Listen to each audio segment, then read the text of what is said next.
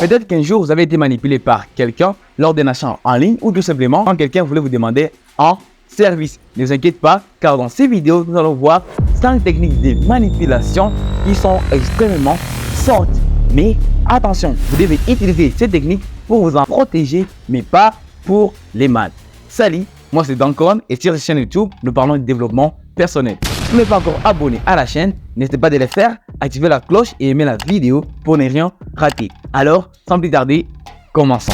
Quelques commerçants, quelques personnes ou tout simplement vos amis peuvent vous manipuler d'une manière ou d'une autre. Et c'est pourquoi vous devez vous y attendre, car on ne sait pas à quel moment on peut être manipulé. Alors, pour ne pas parler pas mal de choses, commençons par la première technique de manipulation qui est tout simplement les sourires.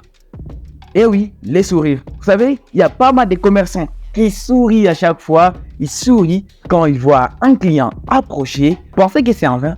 Non, non, c'est pas en vain, car ils savent, c'est qu'ils cherchent. Vous savez, si vous voulez manipuler quelqu'un, si vous voulez sembler quelqu'un de trop gentil, vous devez sourire de temps en temps. C'est pourquoi vous devez savoir utiliser votre sourire. Ne souriez pas à chaque fois, car si vous le faites, on risquera de vous manquer les respects. C'est pourquoi vous devez savoir à quel moment sourire et à quel moment ne pas sourire. Mais essayez de faire tout ce qui est dans votre pouvoir pour avoir un sourire sincère. Car si votre sourire n'est pas sincère, tout le monde s'en apercevra, ce qui ne sera pas du tout cool. Donc vous devez savoir les temps agréables pour sourire. Vous savez, même en débutant en drague, c'est que les sourires peuvent séduire une femme. C'est pourquoi il est vraiment important de savoir sourire de temps en temps. Surtout quand vous avez une rencontre, quand vous rencontrez quelqu'un pour la première fois, il est nécessaire de sourire de temps en temps pour une première bonne impression. N'hésitez pas de sourire quand vous voyez quelqu'un, car les sourires montrent que vous êtes bienveillant, montrent que vous êtes plus compétent, montrent que vous êtes chaleureux et pas mal d'autres qualités. C'est l'étude de 1990 qui a démontré tout ça. C'est pourquoi utilisez votre sourire. C'est vraiment une technique très puissante qui vous permettra de manipuler n'importe qui. Mais vous devez savoir quand on l'utilise contre vous. La deuxième technique, c'est les regards dans les yeux. Non seulement les regards dans les yeux nous montrent à quel point quelqu'un est confiant, mais aussi les regards dans les yeux, c'est une technique de manipulation extrêmement forte. Vous savez pourquoi ça marche? Parce que quand vous regardez quelqu'un dans les yeux, votre interlocuteur s'apercevra que vous ne cachez rien. Et alors, il aura tendance de vous faire confiance. Il aura tendance de croire en vous. Alors que peut-être vous voulez que le manipuler. Ce qui n'est pas du tout génial, ça peut être génial si vous l'utilisez pour les bien.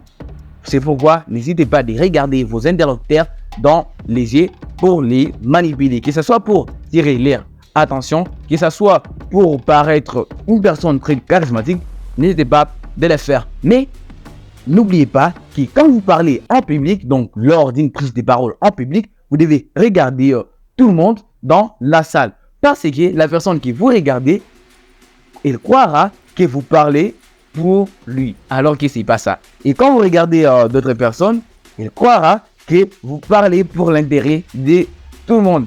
C'est pourquoi n'hésitez pas de regarder toujours votre interlocuteur dans les yeux ou vos interlocuteurs dans les yeux. Si vous n'êtes pas capable de regarder votre interlocuteur dans les yeux, essayez de le regarder sur son nez ou sur son front et il croira que vous les regardez dans les yeux, alors que c'est pas ça. La poignée de main. Je pense que vous savez que tous les personnages politiques se serrent la main.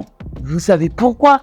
Parce que c'est une technique de manipulation, mais aussi ça montre que vous voulez vivre bien, que vous voulez vivre en paix avec la personne. Donc, n'hésitez pas à donner à quelqu'un la main, de serrer à quelqu'un la main, car il aura tendance à vous faire confiance, il aura tendance à croire en vous et pas mal d'autres qualités qu'il peut voir en vous, sans que vous ne puissiez vous en apercevoir. Quatrième technique, c'est les cafés. Quand je parle du café, je ne vous demande pas d'aller acheter les cafés, non, mais vous devez savoir que quand vous donnez à quelqu'un une chose, il a tendance, ou je dirais qu'il se sent redevable. C'est pourquoi pour demander un service ou avant de demander un service à quelqu'un, assurez-vous que vous lui avez déjà donné quelque chose avant. Et quand vous l'aurez déjà fait, il se sentira redevable et ça sera vraiment difficile qu'il refuse votre requête. C'est pourquoi essayez de donner quelque chose aux personnes que vous voulez demander un service quelconque et vous verrez que ça marchera. Mais je vous recommande que ça soit un café ou que ce soit du thé, parce que si c'est du thé ou du café, la personne s'apercevra que vous êtes quelqu'un d'accueillant, quelqu'un d'amical, quelqu'un qui souhaite tisser des relations, alors que vous voulez manipuler cette personne. Et d'ailleurs, quand la personne sera en train de boire son thé, il sentira la chaleur et du coup, ça va stimuler pas mal d'hormones et vous verrez que la communication sera très facile. La communication sera bonne.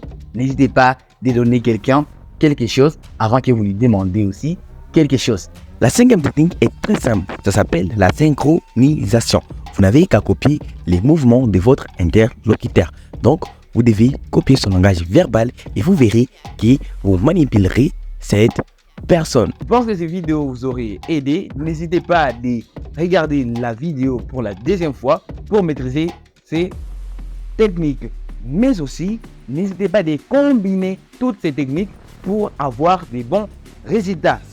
Utilisez ces techniques pour vous en protéger, mais aussi pour les biens. N'utilisez pas ces techniques pour les mal. Ciao, à bientôt. On se retrouve dans une nouvelle vidéo la semaine prochaine. C'était Dancoin.